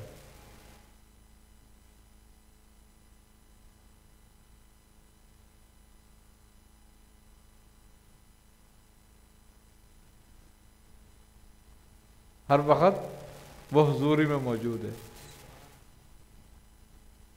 तो औलिया अल्लाह वही नमाजें पढ़ते हैं, वही रोजे रखते हैं, वही जिक्र करते हैं, वही फिक्र करते हैं जो हम सब करते हैं। लेकिन वो अल्लाह के दोस्त क्यों हो जाते हैं और हम क्यों नहीं होते?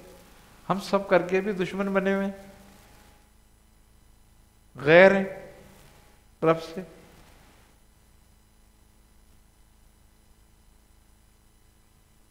सिर्फ यही कि वो जिक्र अफ़ाली को अपनाते हैं पहले,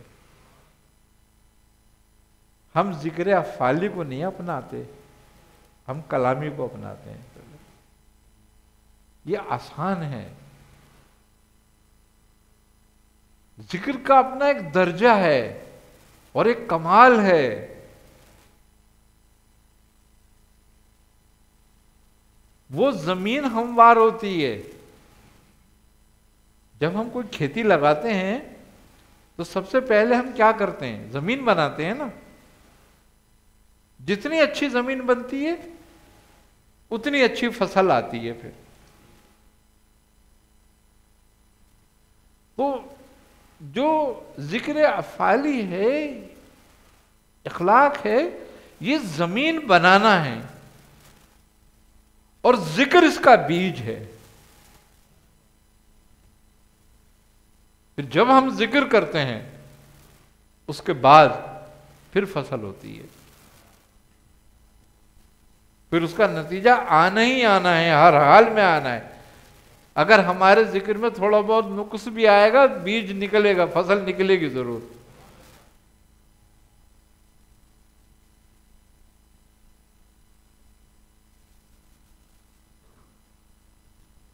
फिर उस जिक्र से जो तजल्लियात होती है वो बारिश है, कि जब उस फसल पे बारिश होती है तो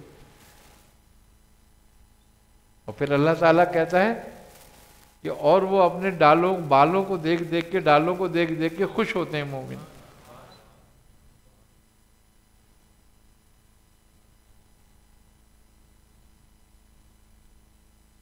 और काफिर गजब में होते हैं।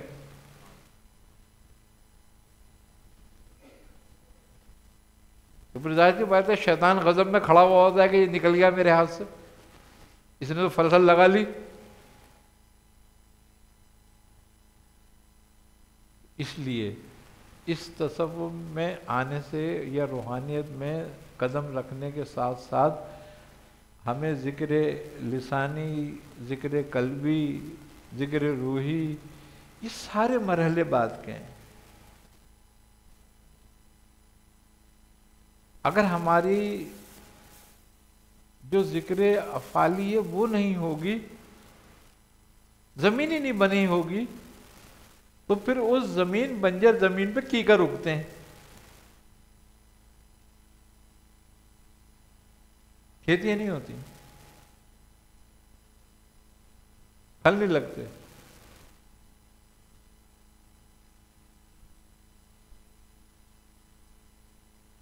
तो लिहाजा हमें इस बात पर थोड़ी सी तवज्जो देनी चाहिए कि अगर हम इस रास्ते पे कदम रखते हैं तो हमें ये सब कुछ करना चाहिए। देखो, अल्लाह तबारक व तआला अपने हकूक हो सकता है हम पे माफ कर दे,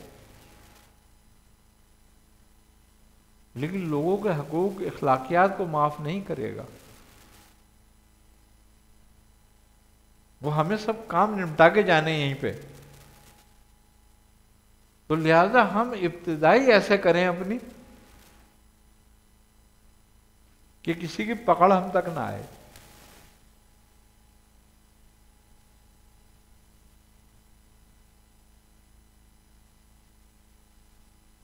ये इसके बगैर सारी तरबियत, सारा सलूक, सारी रियाजतें, सारी इबादतें बेमकसद हो जाती हैं। तसव्वुफ का मकसद ताल्लुक पैदा करना है, और हर चीज के कवायद और जवाबित हैं। अगर हम ताल्लुक पैदा करना चाहते हैं तो हमें ये सब कुछ करना पड़ेगा, फिर सच्चों से ताल्लुक पैदा होगा।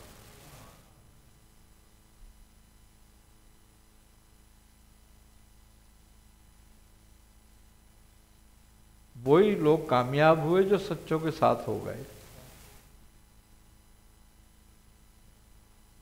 यहां मुनाफिकत नहीं चलेगी, क्योंकि ये रास्ता जो है निफाक का नहीं है, ये मोहब्बत का रास्ता है।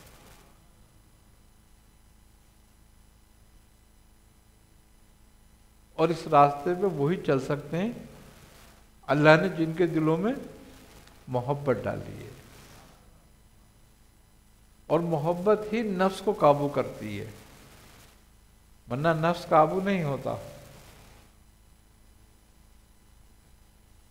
मोहब्बत कुव्वत है इंसान की। लाचार आदमी, ज़ईफ आदमी, नातवा आदमी किसी को काबू नहीं कर सकता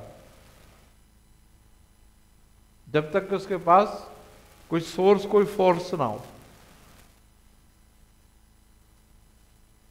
तो अल्लाह की मोहब्बत और रसूल की अताअत हमारी फोर्स और सोर्स है। इसी के जरिए हम काबू कर सकते हैं, नहीं तो सारा काम बेमकसद हो जाता है।